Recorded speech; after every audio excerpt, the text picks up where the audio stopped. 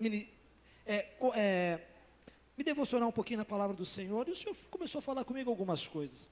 Eu queria compartilhar com você hoje, olhando, quando quarta-feira eu vim aqui, nós participamos da escola de profetas, né, o Bruno, o pessoal lá da SECAP, veio aqui, ministramos, foi algo muito sobrenatural. Quem esteve aqui no culto de profetas quarta-feira, venha, foi algo maravilhoso. Eu comecei a refletir sobre aquilo, e vi que Deus, a cada dia, tem buscado encher as nossas vidas com o Espírito Santo de Deus. Nós precisamos buscar ser uma igreja cheia do Espírito Santo de Deus, mas não apenas uma igreja cheia de um mover, cheia de algo que possa ser ou emocional, ou algo que possa ser temporário, mas que possam haver marcas na nossa vida, marcas diárias, marcas como um estilo de vida, de homens e mulheres, jovens, adolescentes, que possam exatamente olhar para nós e vermos, opa, este é um homem, uma mulher, é um jovem, que tem uma marca, que é cheio do Espírito Santo.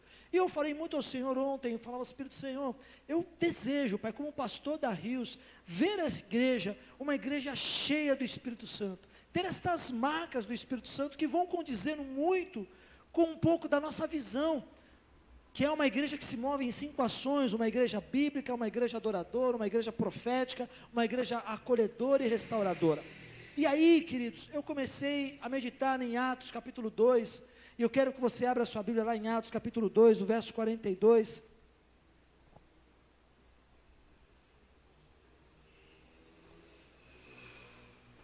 Eu quero compartilhar isso, sabe, o que é ser uma igreja cheia do Espírito Santo, uma igreja cheia, abundante, não apenas nos cultos como da escola de profetas aqui, que foi sobrenatural, como agora na adoração, que nós adoramos ao Senhor de uma forma sobrenatural, como nos cultos, mas que estas marcas, assim como foram vistas no início da igreja, né, lá em Atos, pós-Pentecostes, que foram vistas em muitas ações do Espírito Santo, em muitos moveres, que realmente trouxe arrependimento em nações, transformações em nações, como o País de Gales, Rua Azusa, né? O pastor Bruno falou dos bereanos aqui, foram dos bereanos? Não, ele falou dos moravianos, também existem os bereanos, os moravianos, John Wesley, que passou muito tempo com eles, né? Os moravianos, eles tinham a ousadia de se venderem como escravo para irem para a África, num princípio de fazer missões, de evangelizar, correndo riscos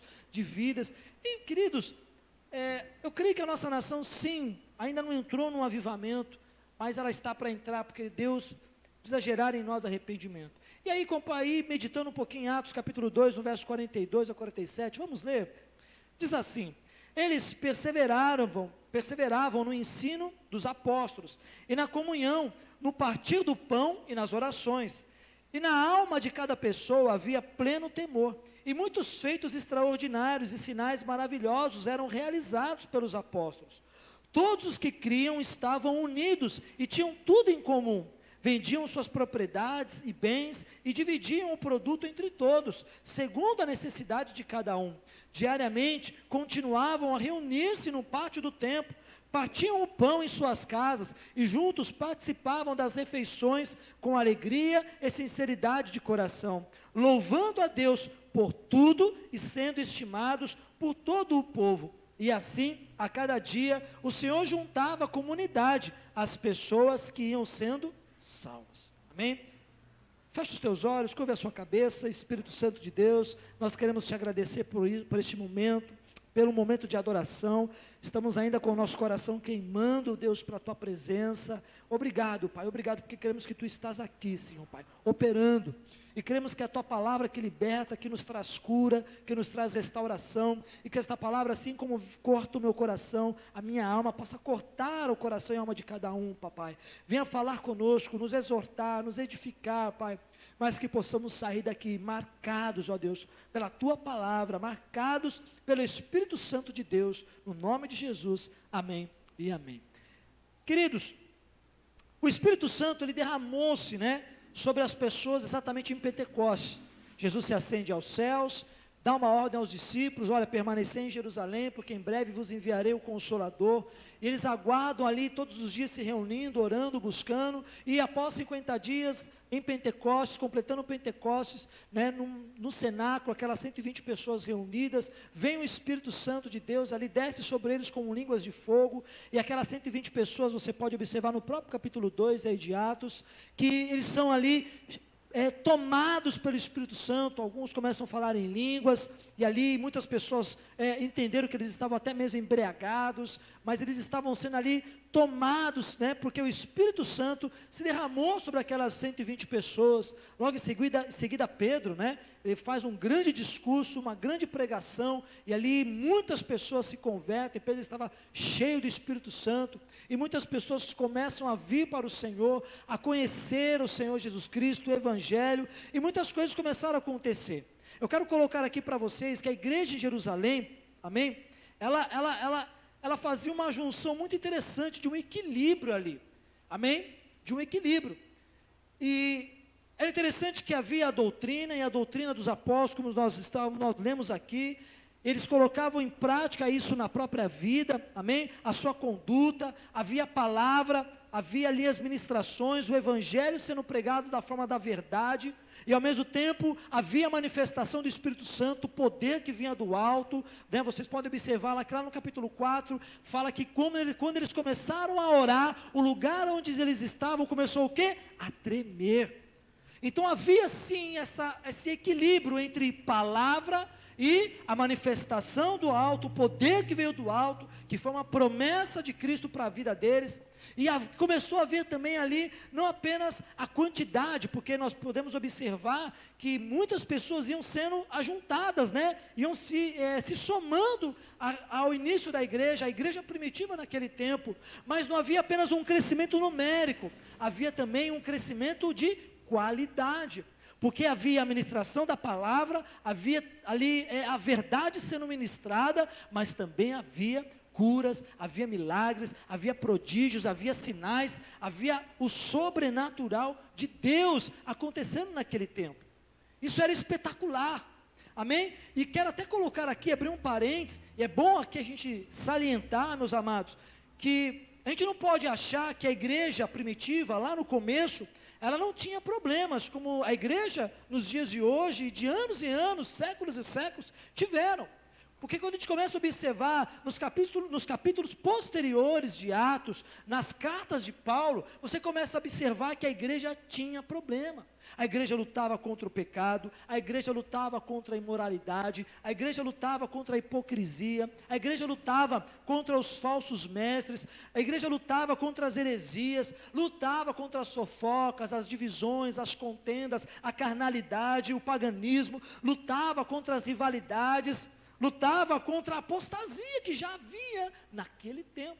Então, não podemos criar uma utopia de que a igreja primitiva, ela tem que ser o maior exemplo. Uau, ali era tudo, né, maravilha, se eu passava a minha sombra, como a de Pedro curava. Meu irmão, a igreja naquela época já tinha problemas. Você pode observar que bem no início, já no capítulo 3 ou 4, não vou me lembrar aqui, mas já começou a ter contenda, porque as viúvas de homens helenistas, que não eram bem judeus, elas começavam o quê? A reclamar. Pensa um monte de beata aí, minha cesta básica, não está distribuindo, fiquei sem. Já pensou, meu irmão, né? Já pensou que guerra aí? E os apóstolos não conseguiam mais administrar isso. Aí eles levantam os diáconos para que os diáconos cuidassem dessa parte. E os apóstolos se dedicassem ao quê? Apenas à oração e à meditação da palavra de Deus. Então, tire essa utopia de que a igreja primitiva era uma igreja utópica, era uma igreja uau, tudo de bom, manifestação, unção, alegria, gozo, esplendor. Não, já havia lutas, já havia os encrenqueiros, porque quem que estava ali à frente era o homem, meu irmão, eram pessoas como eu e você, cheio de carnalidade, cheio de pecado, cheio de coisas que foram sendo construídas durante o seu tempo. Porém, meus irmãos, nós temos que notar que nada disso, nada, circunstância contrária nenhuma, como nós percebemos nas cartas que Paulo escreve, em próprio Atos, né, que nós vemos a carnalidade, o pecado, pode tirar o foco de que a igreja, ela precisa ser viva, viver a verdade, porque com isso as pessoas elas vão sendo transformadas. Você e eu e a igreja de Cristo tem um papel muito importante. Nós não podemos ser apenas cheios do Espírito Santo. Há algo maior que Deus quer fazer e podemos ser através daquilo que Cristo tem feito em nossas vidas. Quantos aqui têm testemunhos maravilhosos de que Deus transformou verdadeiramente a sua vida? Quantos aqui? Levante a mão. Pode levantar, meu irmão. Você está aqui porque um dia Deus transformou a sua vida, não é verdade? Um dia você era um tranqueira, um dia você era uma água com salsicha, não valia nada. Até mesmo dentro da igreja, um dia você pode ter se perdido. Mas um dia o Evangelho, a verdade, a palavra da cruz veio ao seu encontro e o quê? Transformou a sua vida. Transformou o seu interior. O que eu quero colocar hoje aqui, algumas características, quando nós olhamos para esses versículos. Às vezes eu já ouvi muito falar, e eu me corrijo, porque muitas vezes eu já falei, nós temos que ser a igreja primitiva. Senhor, que se levante a igreja primitiva nesta terra. Não. Precisamos observar bem o tempo, o contexto, de quando os apóstolos iniciaram a igreja ali, pós-Pentecostes, e nos dias de hoje. Mais de 2000 anos que se passaram. Aquele tempo era um tempo muito diferente do nosso. Não é verdade? Naquele tempo, os apóstolos, eles meditavam, não era nesta palavra completa que eu e você temos hoje. Naquele tempo, eles tinham apenas a Torá. E as cartas foram sendo escritas conforme a igreja foi se desenvolvendo, crescendo. Eles não tinham toda essa palavra que eu e você temos hoje. O que eu quero colocar aqui, essas características, de entendermos que eu não quero que eu e você e que a Rios seja exatamente como a igreja primitiva naquele tempo. Não! Mas nós podemos ser a igreja que Cristo levantou como rio de água viva, que vai fluir no seu tempo, da sua forma, nas suas características, para esse tempo, e para isso Deus vai usar a minha vida e a sua vida, na sua forma, na sua característica, como você e eu somos. Não queremos ser igual a Pedro, não queremos ser igual aos apóstolos, não é para você ser igual a eles, podemos usar eles como referência, parâmetro, sendo Cristo o nosso maior parâmetro, mas Deus entregou para nós propósitos, Deus entregou para nós promessas, e Ele quer cumprir a promessa sobre a sua vida, que um dia Ele liberou para você. Então precisamos ter as marcas de uma igreja que é cheia do Espírito Santo. E ser cheio do Espírito Santo, meu irmão, não é apenas ser uma igreja que canta, que aplaude, que cai da unção, que sai sapateando, que deixa o menino girar, ou que deixa o menino subir na parede. Não, ela tem que ser mais que isso. Ela tem que ser algo vivo, ela tem que ser eficaz. Quando nós levantamos um clamor por Manaus, aqui eu comecei a observar, muitos não estavam alheios e atentos nesse profético que nós estávamos aqui orando, não tiveram discernimento. Nós temos que levantar um clamor, tem que ser algo forte, porque vidas estão sendo ceifadas, vidas estão sendo ali perdidas por conta de uma irresponsabilidade do nosso governo. Temos que nos levantar como igreja, e a igreja pode mudar uma sociedade, como a igreja primitiva mudou. Então o desejo meu como pastor, quando nós olhamos para o contexto lá em Atos, há mais de 2000 anos atrás, é muito diferente dos dias de hoje. Hoje nós temos a palavra de Deus, viva, eficaz, que podemos interpretá-la e vivê-la. Temos livros que nos apoiam, não é verdade? Tudo que você tem de dúvida, você pode ir para livros teológicos, você pode fazer um curso de teologia, você pode fazer cursos de aconselhamento pastoral, você pode fazer cursos de discipulado, você pode comprar livros de autoajuda, livros que vão te ensinar sobre o Espírito Santo, sobre Deus, sobre Jesus, livros que vão te ensinar a como orar, a mulheres que oram, homens que são fortes, mulheres que são sábias, e jovens que são destemidos, e jovens que são isso, e adolescentes, isso não é verdade? Não temos livros à beça para lermos? Entenda, meu irmão, que eu não estou indo contra, pelo contrário, leia. Eu coloquei uma meta para mim ler quantos livros esse ano, e preciso buscar isso, e é lendo. Temos a internet, que nos dá ferramentas magníficas, e também pode nos prejudicar. Temos estudos hoje online, você pode comprar um estudo na plataforma, você pode participar de seminários, de congressos, olha que beleza, meu irmão. Você pode vir aqui na igreja numa escola de profetas, você pode vir na igreja aqui orar, você pode vir na igreja aqui num congresso, ou não é verdade? Tinha isso tudo naquele tempo?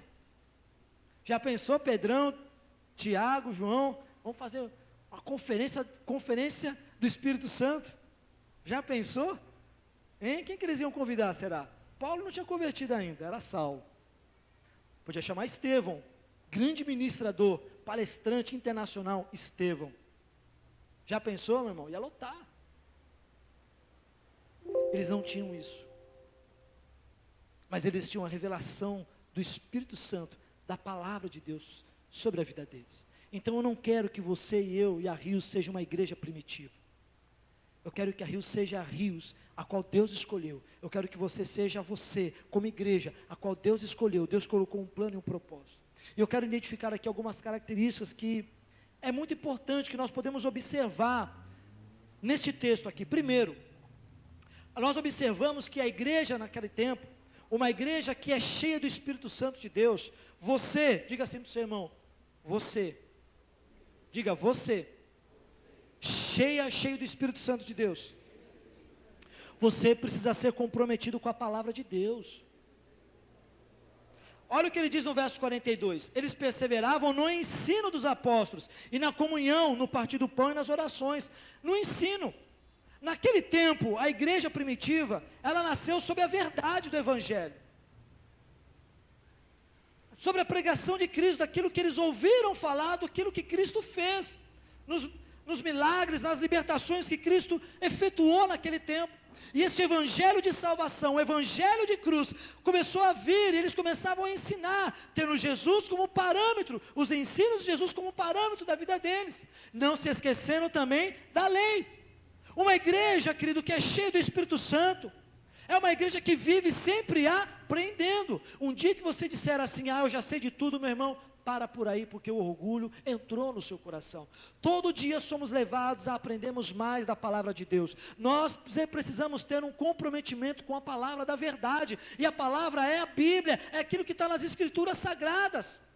Se comprometa, não viva apenas trazendo para os dias de hoje, porque naquela época é interessante que em todas as características que nós vamos aqui observar, não havia tantas distrações como nós temos nos dias de hoje. Não havia YouTube, não havia Instagram, não havia você ficar brincando no TikTok, não havia você ficar brincando no Snapchat, no Facebook, não havia brincadeiras que você põe lá, põe a carinha de gatinho, de fulano, de língua para fora, não havia distrações como Netflix, Amazon Prime, como Globopix, como é que chama? Globoplay. Não havia, você não tinha Telecine, você não tinha HBO, você não tinha Sport TV, você não tinha, o que mais aí? Notebook. Mas não é verdade, querido, você não tinha celular, o celular, meu irmão, nos tira. Não havia tanto entretenimento naquela época, que nos distraía aquela igreja para buscar outras coisas. Não, eles tinham condições, é claro, naquele contexto, de estar ali sempre buscando a palavra da verdade, tendo um comprometimento com a palavra, de serem verdadeiros. Mas o Senhor nos dias de hoje ainda mesmo assim nos chama para termos um comprometimento com a palavra de Deus. Então, querido, é uma questão de disciplina. Diga para o seu irmão, disciplina. Vamos trazer para o contexto de hoje, meu irmão, meu amor. Se eu não todo dia procurar ter uma disciplina de levantar e ter um devocional ao qual eu vou pegar a Bíblia e vou ler, o que vai adiantar? Se eu não tiver um devocional com o Senhor todos os dias da minha vida, não vai adiantar.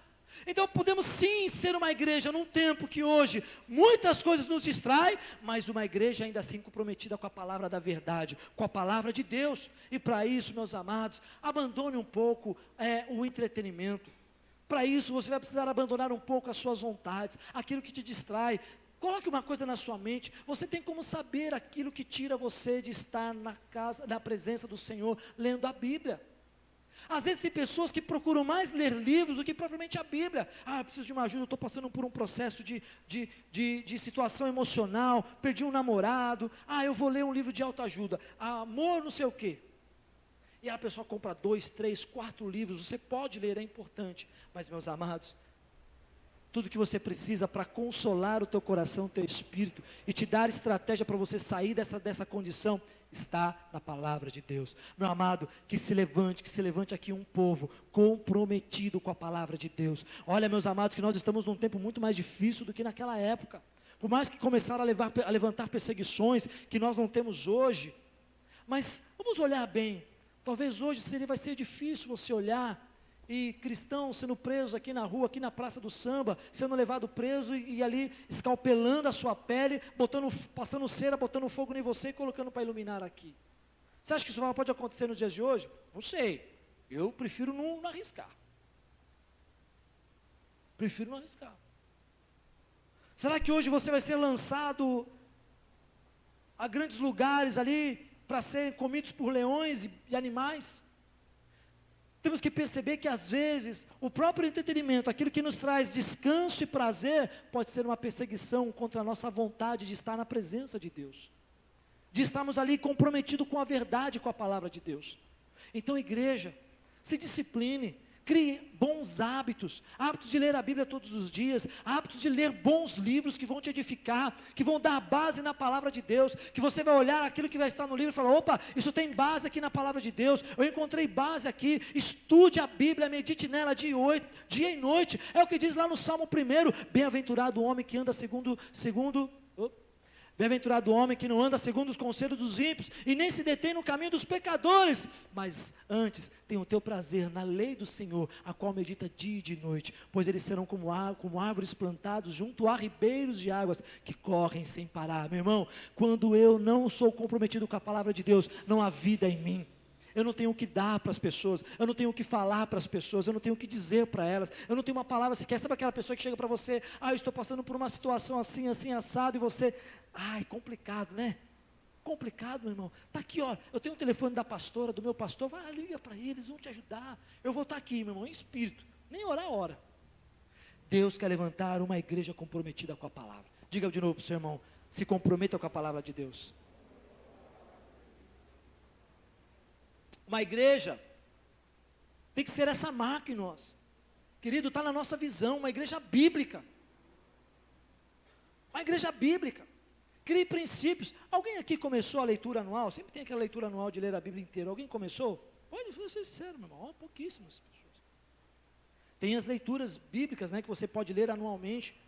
Faça isso, crie um propósito, não desista. Se comprometa, tudo isso, meu irmão, está aqui, ó, na nossa disciplina. Não vai descer o Espírito Santo de Deus, vai falar, eis que te digo, vaza. Agora você vai ler a Bíblia como se fosse... Quem viu aquele vídeo de um japonesinho que pegava assim o livro?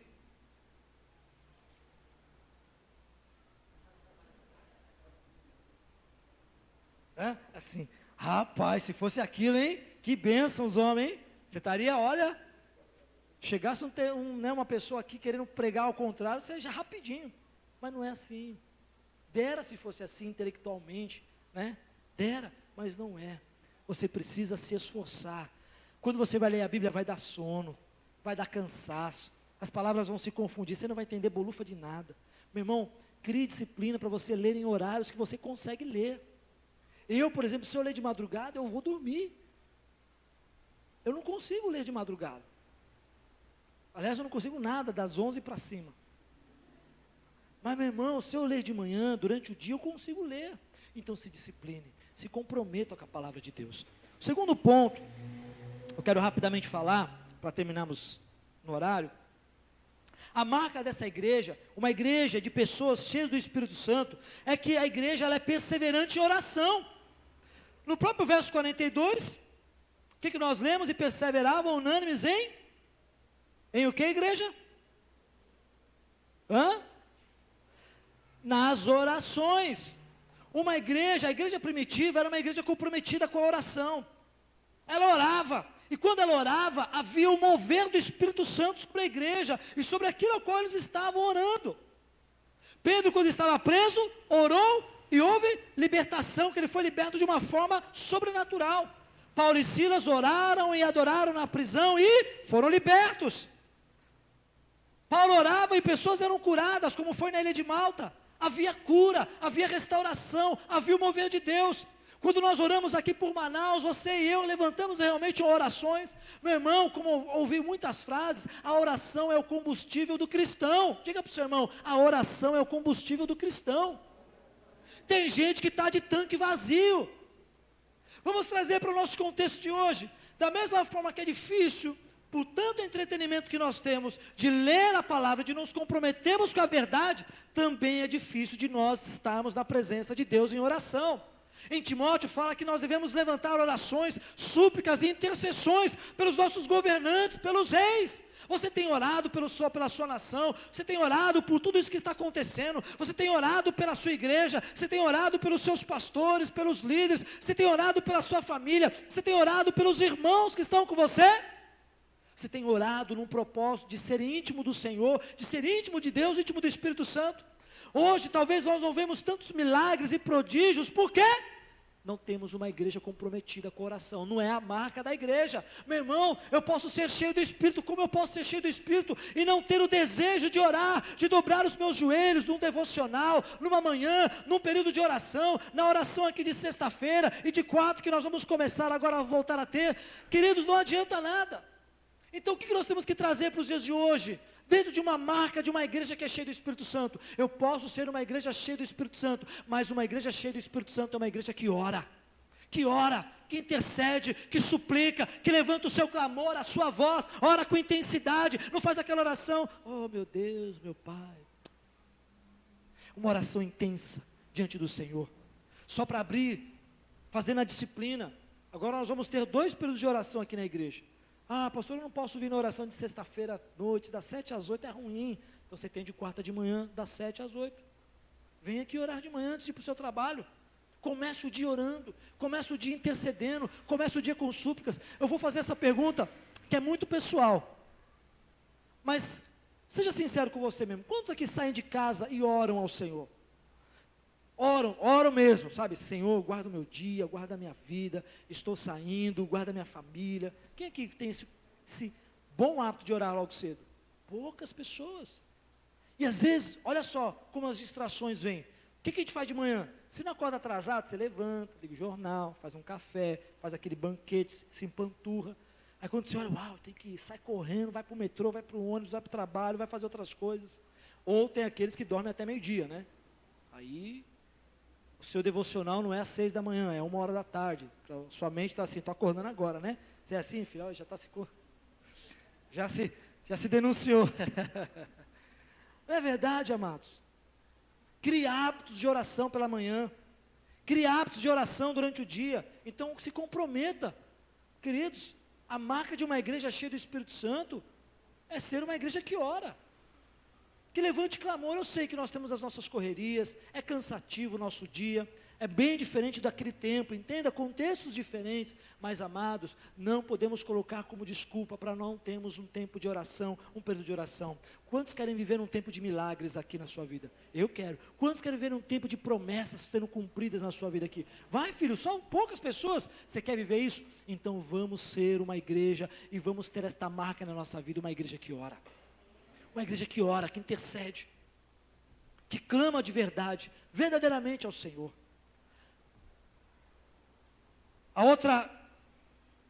Outro ponto que nós podemos observar nesta passagem, é que além de sermos uma igreja cheia do Espírito Santo, e para isso nós temos que ser uma igreja comprometida com a palavra, uma igreja comprometida com a oração, uma igreja também que tem comunhão e amor. Diga para o seu irmão, comunhão e amor. Um ambiente de amor. Quantos acham que aqui é um ambiente de amor? Seja bem sincero, hein? Olha só, lá no verso 44 ele fala assim: todos os que criam estavam unidos e tinham tudo em comum. No 46 ele também fala, diariamente continuavam a reunir-se no pátio, no templo. Olha só que legal, partiam pão em suas casas e juntos participavam das refeições. Olha só, e ainda mais, com alegria e sinceridade de coração. A marca de uma igreja cheia do Espírito Santo, como foi a igreja primitiva, queridos, é uma igreja que tem comunhão, é uma igreja que tem um ambiente de amor, um ambiente saudável, os irmãos se amam. A igreja de Jerusalém, queridos, eles amavam estar juntos. Quem ama estar junto com o seu irmão aqui? Quem ama? Você ama estar junto com o seu irmão? Olha para a cara dele aí de verdade. Eu amo estar junto com você. É, não é verdade? Você ama estar junto? A igreja naquele tempo tinha esse amor. Olha que bênção, eles partilhavam os bens. Quem quer partilhar os bens com essa pessoa que você falou agora há pouco que ama estar junto com ela? Aí já é outra coisa, não é verdade? Quem quer partilhar um bem aí? eu tenho R$ 2 na minha carteira, mas eu posso compartilhar com você o que eu tenho. Posso pegar aqui o Mateus, Mateus, vamos dividir aqui. Mateus, eu tenho R$ 1. É tudo que eu tenho. Mas eu posso compartilhar para ele. Seu. Eu estou criando um hábito na minha vida, meu irmão. Deixa eu falar aqui. Eu não tinha muito esse hábito. A pastora algumas vezes já até, assim, não é que ela brigou comigo, mas ela, poxa amor, mude. Eu sempre fui, você fica na rua às vezes, e aí chega as pessoas no nosso farol, no semáforo, você tem um dinheiro, você tem isso, tem aquilo. Meu irmão, eu sempre tenho aquela restrição, por quê? Você sabe que se você vai dar um valor, você já tem um entendimento que a pessoa vai usar para usar droga, beber, fazer outras coisas, não é verdade? Eu, de umas 2 semanas para cá, principalmente aquilo que o apóstolo Jean ministrou aqui, agora a gente chegou, encostou ali, se eu tiver ali, eu vou dar. Esses dias eu estava no estacionamento ali do Federzone, e eu vi que vinha um rapaz que estava pedindo, com um papelzinho na mão, ele chegou aqui em mim. Eu não dei tempo nem dele continuar a contar toda a história. Estava com pressa. Peraí, varão, eu tinha aqui, no negócio do carro, do Ford Ka, eu tinha R$6, era tudo que eu tinha. Peguei os 6 tofos, Deus abençoe e vai com Deus. Se ele vai usar para droga, para bebida, não sei. E eu coloquei isso no meu coração, Senhor, meu irmão, agora vigia também quando você chegar em mim. Qualquer pessoa que eu falei, Senhor, que eu ver, que vier pedir para mim uma esmola, eu não tenho dinheiro, meu irmão. Eu quero dar, o que eu tiver aqui eu vou dar. Eu vou dar, me ensina a ser assim, não é fácil, porque às vezes, humanamente falando, eu vou olhar para aquele irmão, você vê que as condições das pessoas, são condições que ela está bêbada, você percebe ali, o cara está fedendo pinga, e está ali pedindo R$2, que diz que é para levar para os filhos. Às vezes, você até sabe que é verdade, pode até ser verdade, mas às vezes, a fraqueza dele vai ser tão grande, que ele vai pegar aquelas moedas e vai comprar pinga, vai comprar droga para usar. Mas meu irmão, eu não quero saber disso, aquele que sai a semear, ele vai colher os frutos das sementes que são lançadas. Se eu quero colher os frutos, eu preciso semear, lançar as sementes. Repartir, compartilhar. Eles amavam estar no templo, eles compartilhavam as refeições. Quem que já tem costume de chamar irmão? Eu vejo umas irmãs aí se reunindo na casa da Marinalva, sempre repartindo bolo, bolinho de cuscuz, bolinho de polvilho. Tá certo, irmã, mas abre mais, chama as irmãs aí maiores, chama os irmãos. Não é verdade? Compartilhe a sua refeição com alguém. Chame alguém da igreja para ir almoçar na sua casa. Não é ser o pastor e a pastora. A gente cria aquela questão, né, meio que clero, né? Pastor, não, pastor é um inacessível. Pode me chamar também, meu irmão, eu vou na sua casa. Com todo prazer a gente vai. Mas chama às vezes o irmão, a Conceição, a Candidinha, chama ali o Val. Só não chama o Danilo, porque o Danilo come muito. Danilo, Rodrigo, ixi, Jesus. O Edivaldo ali, meu irmão. Amados, precisamos ter no nosso coração, fazer um ambiente de amor neste lugar. Quando eu sou cheio do Espírito Santo, eu transbordo esse amor, eu transbordo a comunhão com meu irmão. Se nós perguntarmos aqui quantos conseguem ter comunhão aqui um com o outro, poucos terão comunhão com todos. E tem gente que não tem comunhão com ninguém. Não temos ali a condição de fazer um ambiente de amor. Olha que legal, eles compartilhavam, eles estavam unidos em oração, eles estavam unidos no partir da palavra, eles estavam unidos no partir do pão, dos bens. Meu irmão, eu tenho aqui o que eu tenho, eu te dou. Eu tenho um pouco, mas eu estou te dando. Meu irmão, para o meu carro aqui, olha, claro, vamos trazer para os dias de hoje isso. Naquele tempo não havia carro, né? Há uma frase que diz que carro e esposa não se empresta. A esposa é uma verdade, meu irmão, mas carro, tome todo cuidado. Ore muito ao Senhor. Eu não aconselho a emprestar carro. Só você vê que o irmão está precisando muito. É urgente. Você precisa emprestar. Mas tome cuidado. Mas você pode compartilhar. Compartilhar às vezes um dia na sua casa. Um jantar, um almoço, um café da manhã. Um tempo de comunhão. Pode compartilhar a palavra de Deus, a Bíblia com aquele que não traz. Compartilhar uma oferta que você vai dar. Você está vendo o seu irmão, está lá na mão no bolso. Lá você tem R$10, 2 notas de 5. Fala, irmão, vai lá. Oferte a casa do Senhor. Partir, comunhão, ambiente de amor. Você está vendo que o irmão está com fome, está tendo cantina, você come 2, 3 pastel na cantina, e o irmão ali sentadinho, vai lá, paga um pastel para ele. Paga 2 pastel para ele. Deixa lá, paga, eu quero abençoar o irmão hoje. Vai lá falar com a Daiane, eu vou pagar 2 pastel, um para o Val, um para o Roberto, e outro para o irmão ali. Paga. Compartilhe. Então, amados, a marca de uma igreja é termos essa comunhão. Eu oro a Deus, queridos, Eu creio que aqui nós temos sim muita comunhão. Deus tem levantado um tempo muito abençoador aqui. Eu creio nisso. É muito gostoso ver os jovens ali unidos, ver às vezes algumas irmãs unidas. Isso é muito gostoso. Mas, amados, transforme a igreja nesse ambiente de comunhão e de amor. Salmo 133, fala sobre o óleo que desce sobre a barba de Abraão e desce sobre o corpo, que quão bom e suave é que os irmãos vivam em união, unidade. Então vamos ser sensíveis no nosso espírito para montarmos e temos aqui este ambiente de comunhão. Olhe para o seu irmão assim e diga assim: eu te amo em Cristo Jesus. Olha só que lindo. Mande uma mensagem para ele durante a semana, meu irmão. Pergunte se ele está bem.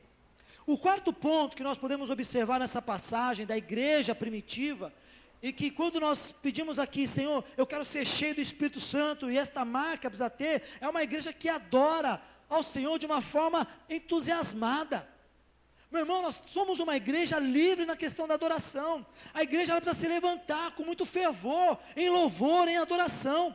Uma igreja viva, uma igreja alegre. Porque a nossa alegria está, alegrei-me quando me disseram, vamos todos à casa do Senhor. Tem gente que vem para a igreja assim, ai, que martírio. Ela não está vindo para casa, mas parece que ela está pegando a via cruz, ela está pegando a via dolorosa para ir até a casa do Senhor. Não, meu irmão, vem para a igreja já se alegrando, chega aqui já alegre no Senhor. Precisamos adorar com entusiasmo, com alegria. Lá no verso 47 é o que ele diz: louvando a Deus por tudo e sendo estimado por todo o povo. Quando ele fala de estimado, ele fala que eles caíam na graça do povo. Meu irmão, uma igreja triste, desanimada, você viria, quem entra numa igreja triste? Fala a verdade aqui, irmão, seja bem sincero. Aquela igreja assim, pragmática, bem assim, dogmática, aquela coisa ali, todo mundo adora, não tem alegria. Quem gostaria de entrar numa igreja assim? Ninguém. Então as pessoas que vão conhecendo aqui a Redondeza, vão ouvindo falar da Rios, da igreja, de você, vão vendo a marca da alegria sobre a sua vida. Você é um adorador, e nada pode calar a voz de um adorador, meu irmão. Então quando você for adorar a Deus, seja um entusiasta, seja uma pessoa que adore de verdade, não apenas com emoção, mas com todo o seu ser, com todo o seu entendimento, com tudo aquilo que você tem, adore a Ele. O que nós fazemos aqui na hora do louvor tem que ser esse tempo. Senhor, eu vou me entregar, eu vou entregar tudo que eu tenho, tudo que sou para te adorar. Tem que ser uma igreja alegre, uma igreja fervorosa. Essa é a marca de uma igreja cheia do Espírito Santo, porque o Espírito Santo não é apenas a questão de uma contrição. O Espírito Santo é mais que isso. Ele não apenas nos testifica do pecado, nos constrange, mas Ele também nos alegra, Ele nos consola, Ele nos dá gozo, Ele nos dá esperança. Então eu preciso me alegrar nele. Olha a cara de vocês. Eu perdi até o fôlego, e se tivesse aqui o grilinho, ele faria cri, cri. Isso é uma igreja entusiasmada no Espírito Santo? Então onde estão os homens e as mulheres cheios do Espírito Santo neste lugar? Cadê você se alegrando no adorar ao Senhor? Cadê você se alegrando? Comece a imaginar Pedro pregando, comece a imaginar ali os apóstolos pregando, e aí começava um glória a Deus, um aleluia, um ali começava a cantar Shabbat Shalom, outro começava a cantar Yeshua, Yahvé, Yahvé. Nós cantamos aqui Yeshua, Yeshua, meu amado é, a igreja foi se enchendo do ambiente, da atmosfera de adoração, de alegria, porque esta é a marca desta igreja, uma igreja adoradora. E nada pode calar um adorador. Nada.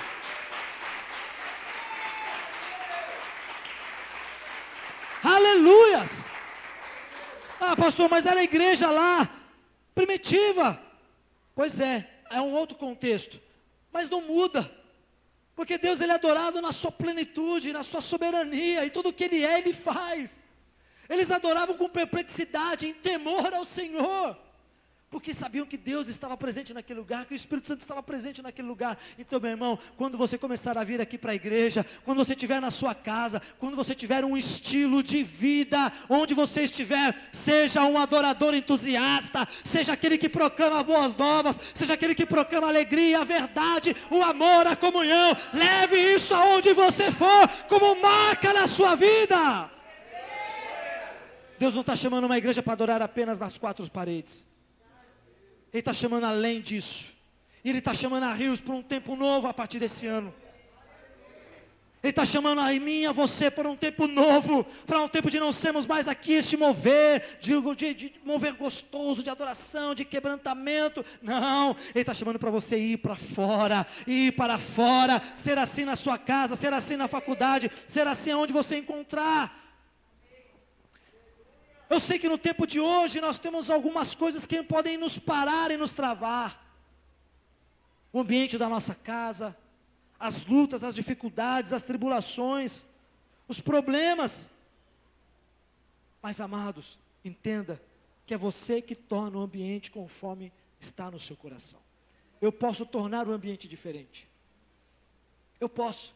Eu tenho autoridade que foi dada pelo Espírito Santo para tornar o ambiente diferente. Eu sou embaixador, eu represento o reino. Nós cantamos aqui, vem o teu reino, Deus, esqueci. Teu é o reino teu. Vir o reino de Deus é trazer a verdade absoluta da vontade dEle para o lugar onde eu estou. Meu irmão, que a Rio seja isso, que você seja isso a partir de hoje. E o último elemento que nós podemos observar é que uma igreja cheia do Espírito Santo é uma igreja que cresce em número, mas também em qualidade. Porque é uma igreja cheia do Espírito Santo, é uma igreja que tem a simpatia das pessoas. Não é verdade? No verso 27, ele diz, e sendo estimado por todo o povo. E assim cada dia o Senhor o quê? Juntava a comunidade, as pessoas que iam sendo salvas. Ou seja, quanto mais eles tinham um comprometimento com a palavra, quanto mais eles perseveravam em oração, quanto mais eles ali adoravam com entusiasmo, e isso ia fazendo o quê? A igreja ia crescendo. A questão não está apenas no crescimento numérico. A igreja precisa ter simpatia, ela precisa ser amável, ela precisa ser sal, ela precisa ser luz,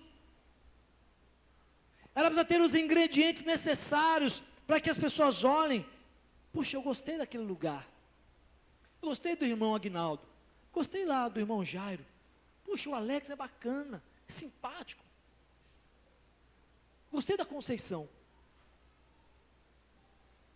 Né? Aquele homem grandão, mãozão, que, onde para, ele conta a história de tudo. Gostei dele. Gostei do Rodrigo, gostei. Simpatia, empatia. Gostei da Nani, aquela galega que fica lá mencionando, cantando. Quantos gostaram de mim quando vieram aqui na igreja, querido? Fala a verdade. Mentira, meu irmão. Ninguém gosta de mim quando chega aqui.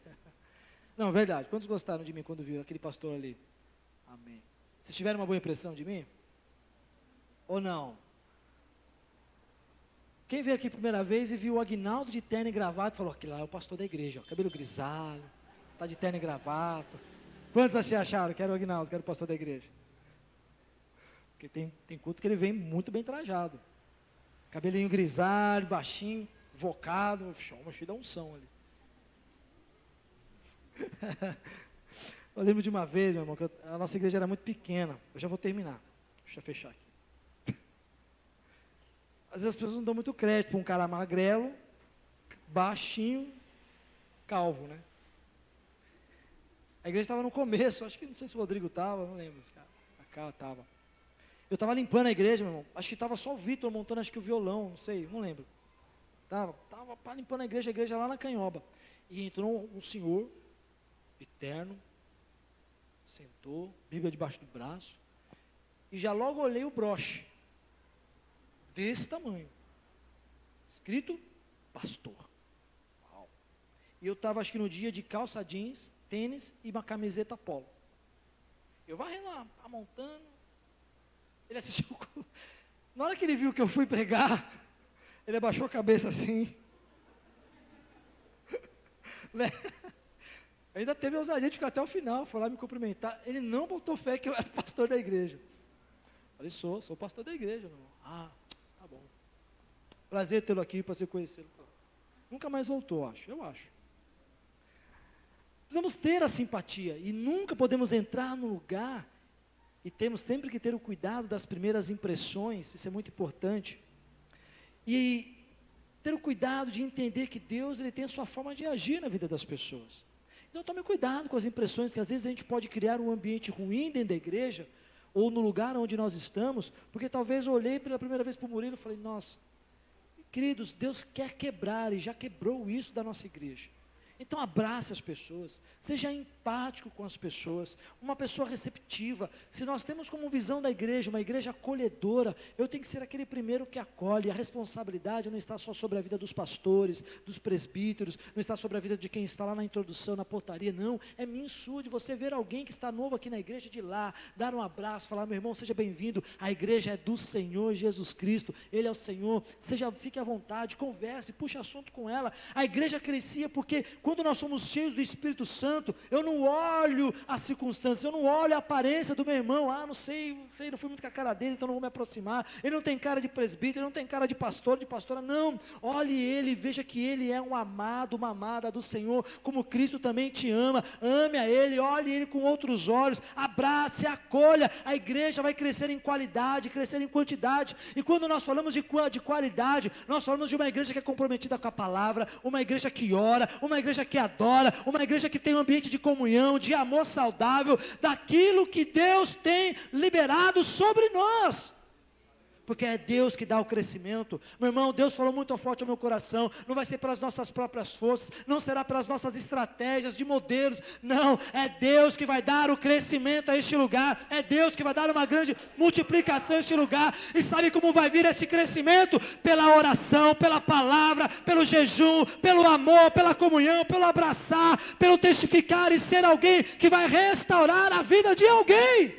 Seja assim você a partir de hoje. Esse é o ambiente de glória que Deus quer estabelecer neste lugar. Esse é o ambiente profundo que Deus quer estabelecer neste lugar. Não uma igreja legalista, não uma igreja litúrgica, não uma igreja farisaica, uma igreja ali uma igreja hipócrita, não, mas uma igreja verdadeira, uma igreja alegre, uma igreja adoradora com entusiasmo, uma igreja que ora, uma igreja que persevera, uma igreja que olha para a promessa, olha para o propósito e vai contagiar as pessoas.